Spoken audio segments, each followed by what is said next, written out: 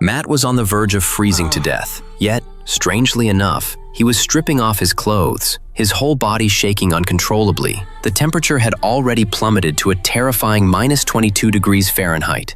But there he was, crouching naked on the frozen ground in this god-forsaken place. The bitter wind twisted his face into a grimace of pain. All he could do was blow desperately into his cupped hands, though the pathetic wisps of warm breath did absolutely nothing to help. When nightfall came, the temperature dropped another 18 degrees. Matt huddled beneath a massive boulder, shivering violently. Finally, he couldn't take it anymore and decided to put his clothes back on. To his horror, not a single piece of his soaking wet clothing had dried. All the frustration and misery that had been building up inside him finally exploded.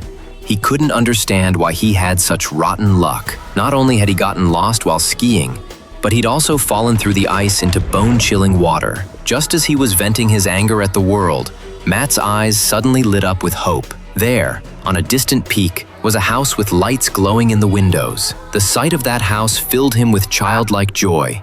It was like seeing salvation itself. To get rescued, Matt had no choice but to grit his teeth and pull on his sopping wet clothes before heading toward the house on the opposite peak. But he'd barely made any progress when a hungry wolf blocked his path. Terror gripped him, but Matt knew he couldn't show weakness now. If he did, the wolf would tear him to pieces in seconds. Summoning every ounce of courage he had, Matt raised his ski pole above his head and charged at the wolf, roaring at the top of his lungs. His bold move worked. The startled wolf turned tail and ran. Matt seized the moment to get out of there fast, but he hadn't gone far when he spotted an entire wolf pack in the distance. Desperate to avoid detection, Matt used his skis to dig a large pit in the ground. He quickly jumped in and covered himself with his ski board as camouflage. All he could do now was wait for daylight before continuing his journey.